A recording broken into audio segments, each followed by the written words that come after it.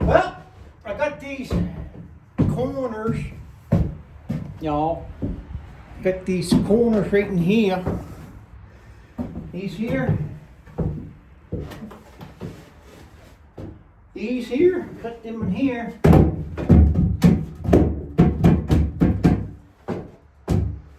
Like this, I guess. There you go. Go like that. And I got one over there. Then I'll take that board off. Okay? I'm bad! I'm bad! Here we go, here's bad! Here's bad!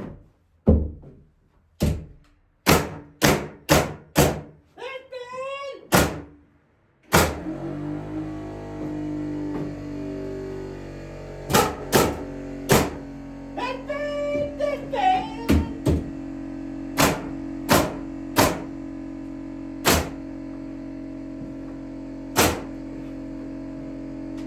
Like that.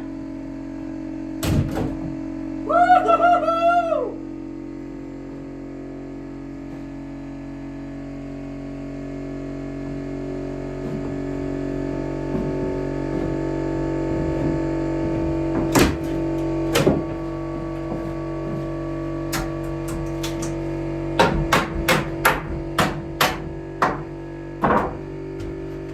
So, this will be the last brace that I'm pulling off, because everything else has got my web brace corners. I went down to Weymouth. The other towners call it Weymouth, but we local folk, we call it Weymouth. Met a person one time, they stopped in, looked at my cabins, they said, we're on our way down to Yarmouth. And I went, yes, sir.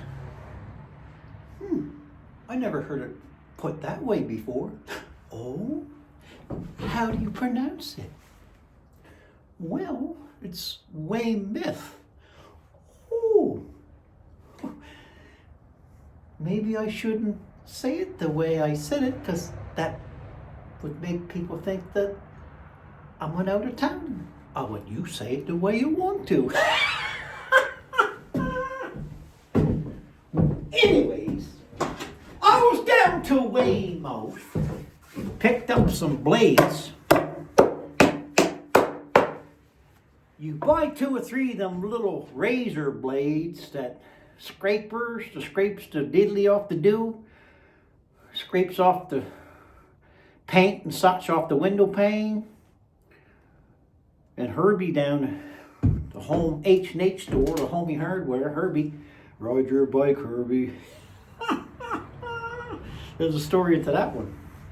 But anyway, he said, here's some. He said, you get 100. I think there was 2 or 3 for $2 or $3 or something. He said, you can get 100 for $19.99.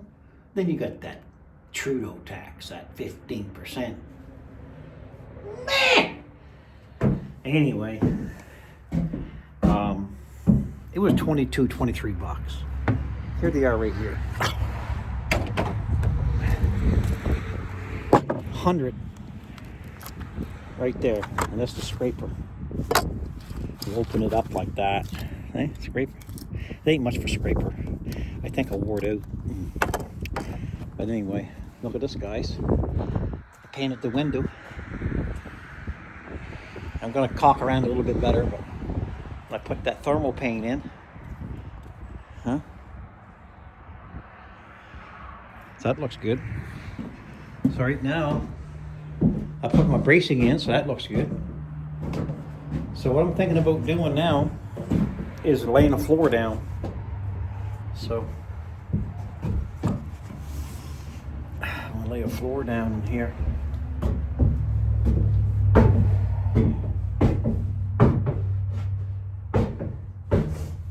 You guys, you Americans would know, probably Canadians know too. You know a guy named Mark Chestnut? That singer, Mark Chestnut? He still sings, eh? I think he had problems like with his heart or something. He's about my age or so. Might be a little older. More than likely he is. Maybe a lot, I don't know. Anyway, he sang a song one time. And I'm going to sing you that song. Try to. It's called a cappella. I'm going to try to sing it a cappella. Is that what it means? No music? It's kind of a fast song. So you thought if I mess up, some of you might not know, but some that knows the song will know. But who knows, I might not mess up. Yeah, it's kind of a freaky old song. It's fast. Let's try it now. It's called My Old Flames Has New Names.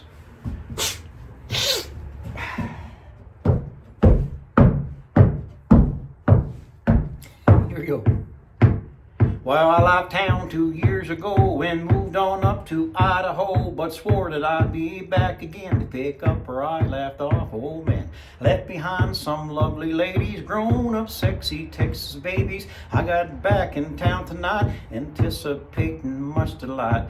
I pulled out my black book and I called up my old lovers.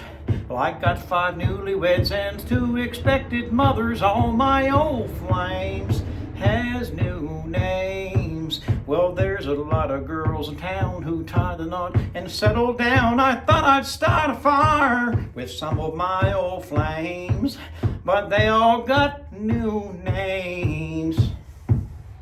Well, my sexy little dirt road sport is now called Mrs. Davenport. My pretty little black-eyed Susie, now Miss Susie down her hoosie. Rosie Rowe couldn't blow my mind. Sister Rose on Channel 9, the wildest lover of my life, is now a federal judge's wife. Well, they don't want to recognize this old familiar flame. Well, I'm just a bad reminder of their wild and woolly day. All my old flames has new names. Well, there's a lot of girls in town who tie the knot, settle down. I thought I'd start a fire with some of my old flames. Oh, they all got new names.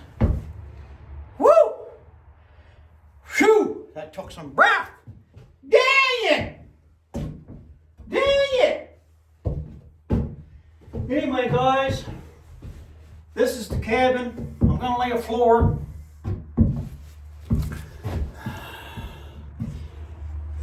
There's some of the stuff I'm leaving in it here. Trim work for the mortar board trim. It's all whitewashed. I put these little 2x4s across just to hold them up. It has no structural strength in this or integrity in this building. Although you can see how strong it is. You'll see a few light marks through, like you can see daylight, what I'm trying to say, through some of this cabin. Well, that's okay. It's caulking, and caulking can be put on. No big deal. I'm just waiting for the temperature to warm up a little bit. You can look back side. I got a fire going in the house. You can see the smoke coming out of the back of my metal building I'm living in, my trailer shack. The smoke coming down there. So I got these little corners in here, these old angle corners up in here, tapered down to about 2 inch. See there? There. I decided I think I'm thinking make a Dutch door. I'm going to leave it solid. You know, it doesn't prove anything. I got a window now. They can look out of it. So they don't need a Dutch door. That's my prerogative, right? I can change on the fly, right? So yeah, it's quite a building. It's got the big thick ridge board going through the 2x6 hemlock. It's got the window framed in properly, right? It's got the king studs, 4x4 king studs. It has the plate for the bottom window. It has the cripples. I got 4x4 cripples and a 2x4 cripple. And yeah, it's simply irresistible. Yeah, I know I'm crazy. So I'm gonna lay a floor now. I'm gonna put paper and probably 2 layers of paper. synthetic paper that'll breathe properly. And nothing's going to come in here anyway. It's built so strong, right? I didn't really want the boards to be crossways, but in a way they have to be that way because I got them horizontal. Well, they don't have to be. I can put them horizontal as well. I can do that. Why I like the boards horizontal, I'm thinking that when you open the door, you'll see, well, when you'll open the door, you'll see going this way, right? So it would trick your brain thinking, man, that's a big area because it's like a bowling alley. It's big and long, right? But it might not. It might not. I can put it crossways. It just, to me, it would look shorter. It would look like the building's short and small. But it might not. It might not. I might think too much, right? I probably do. I mean, it's just a floor. So, oh, I never showed you guys that Idaho stove on the other video. I know I got an Idaho stove. I know it. There's something funny about this Idaho system.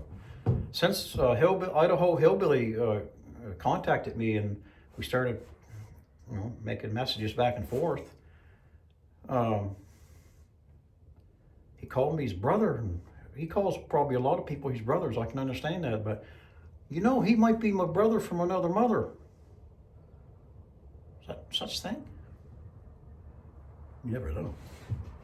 Ken! He be Ken! He might be my Ken! Hillbilly, you my Ken? You my Ken? Hillbilly? Hillbilly!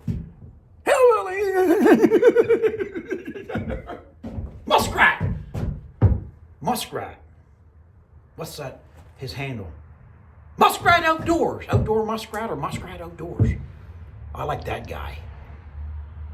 He could be my brother too. Muskrat, you my brother. Yeah. You want to skin grays, Muskrat? I can skin anything you can bring on. Okay, Pilgrim. You get that one, I fetch you another one.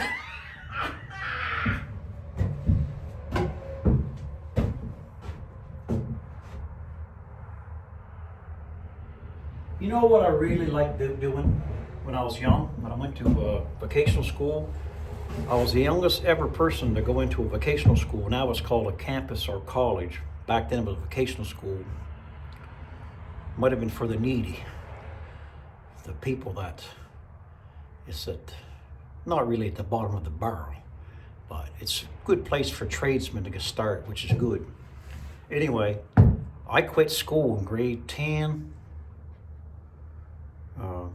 Actually, my neighbor. Well, she had me in grade 7. My neighbor, yeah. A bit of history on that. My neighbor, she. I was a class clown. You wouldn't think that, would you? I attract a little bit of attention. I think Hillbilly probably was too.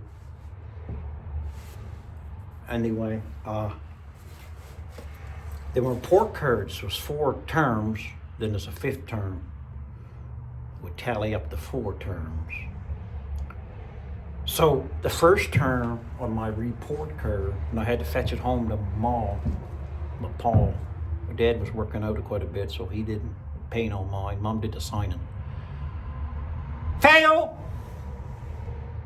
F-A-I-L, fail! There's a wicked transition from grade 6 to grade 7. That's a big step. When you're a kid, that's a big step. And you notice when you're younger, a kid that was 1 year older than you was a big thing. When a kid was 2 years older and 3, it was astronomical. You could never be hanging with them folks. That's the way it was and probably still is today. Peer pressures and all that kind of stuff. But anyway, get back to that fail. So I failed in her class. Class clown. It ain't that I was stupid. I just didn't want to learn. I wanted to have fun. That transition was hard for me when you think back. Second term come along, folks.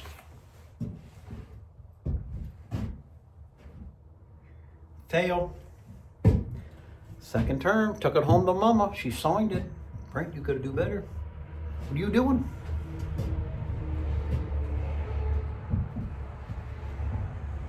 Third term, come on. Fail. Third term, fail. Brent's got to improve in his English. Brent's got to improve in his mathematics. Brent's got to improve in his social studies. Term 4, come along.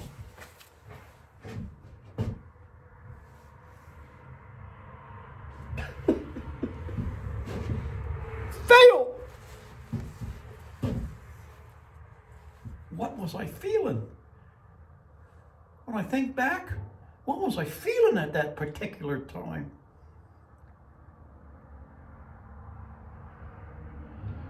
I was done. Grade 7. Terms were over. Number 5, come along. Final 5.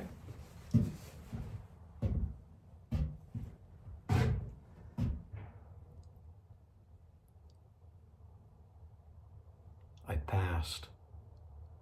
She wrote P-A-S-S. I was so happy. I was glittering in glee. I passed. After that, I smartened up quite a bit. Mom signed again. She was happy.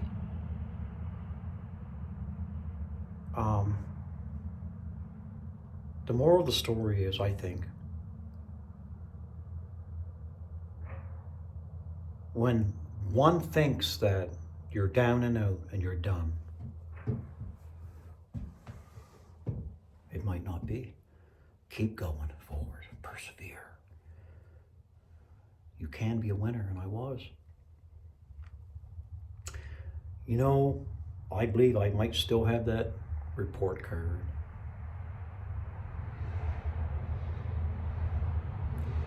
But anyway, I quit in grade 10. I wasn't doing the best in grade 10.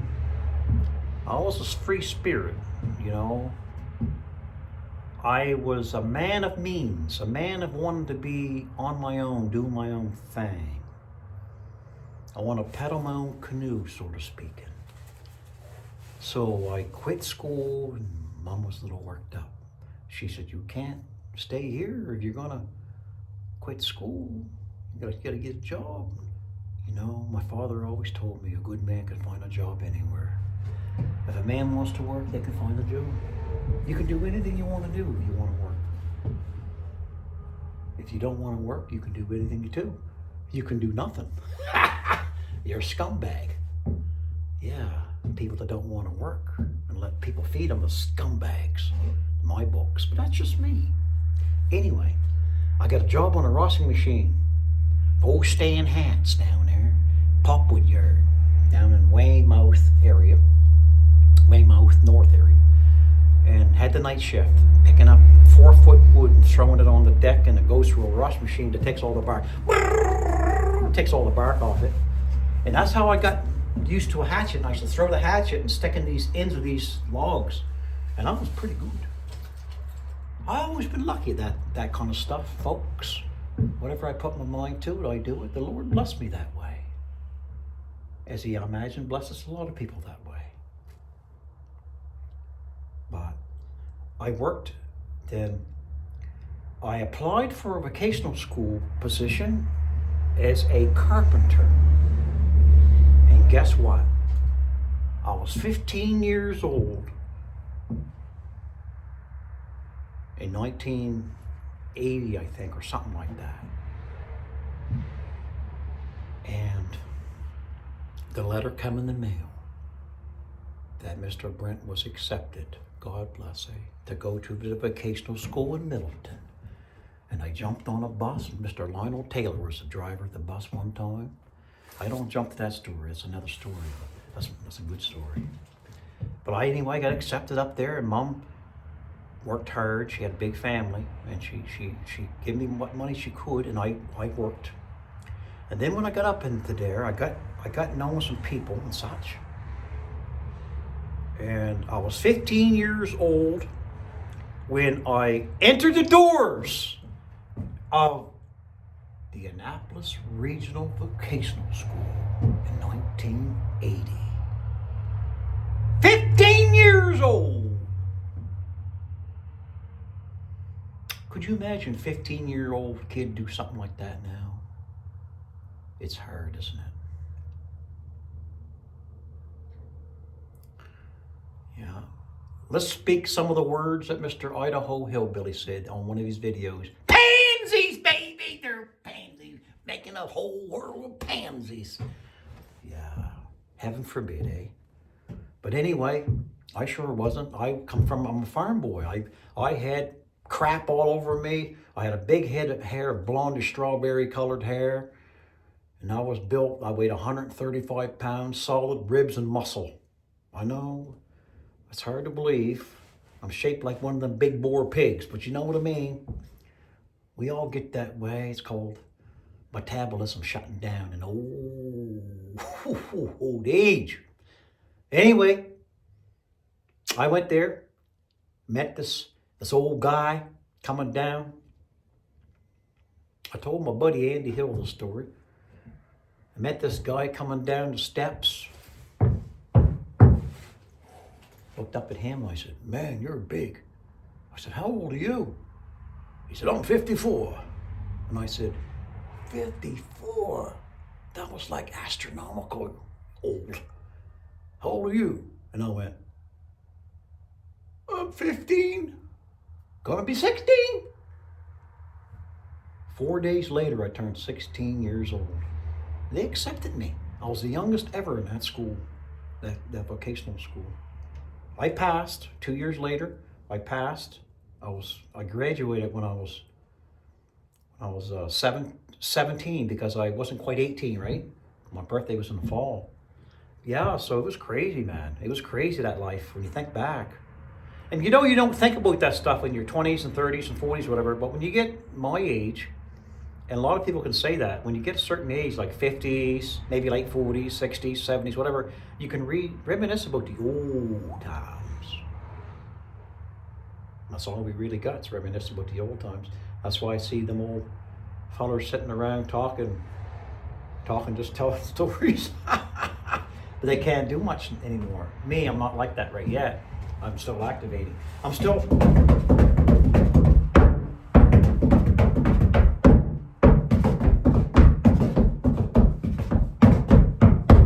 Still tap dance a little bit, cow dance, whatever you call it.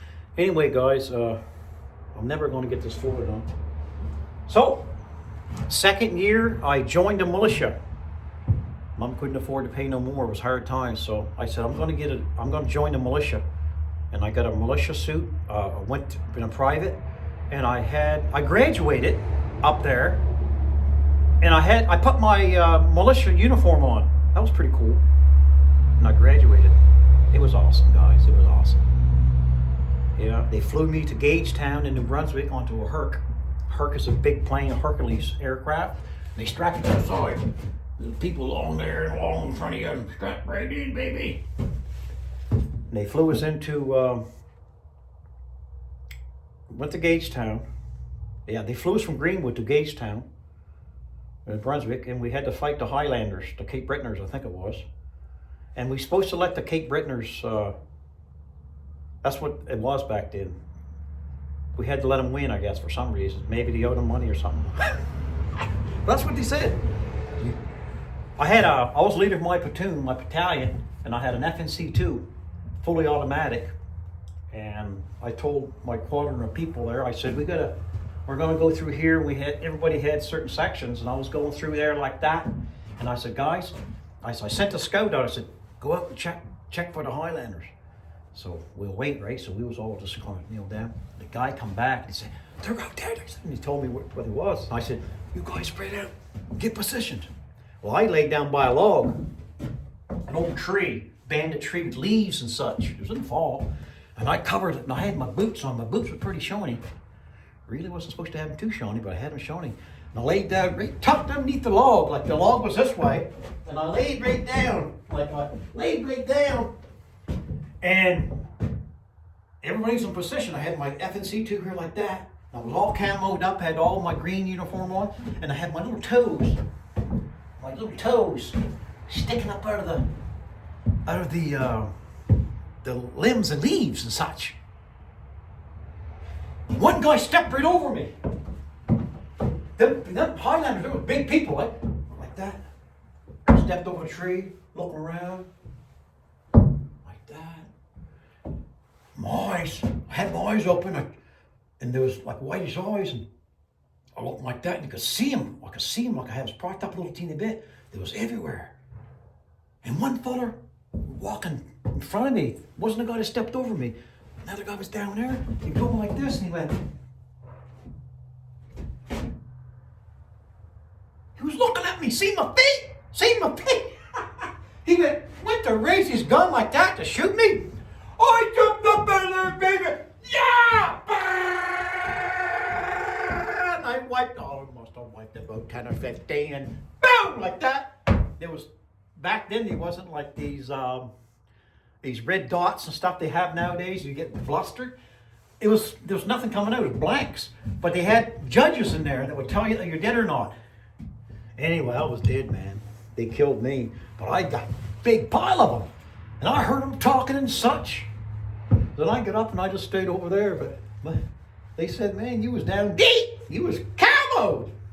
That was pretty fun, eh? Yeah. I even laugh at myself when you think back now. Them old stories. I have a lot of stories. Yeah.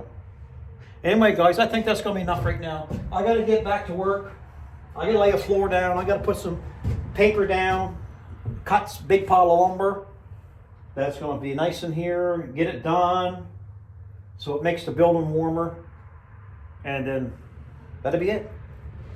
Thank you very much for liking and subscribing to my channel. I really appreciate it. To all my old subscribers, love you, man. Love you guys. And my new ones, love you guys. And smile. The world will smile with you.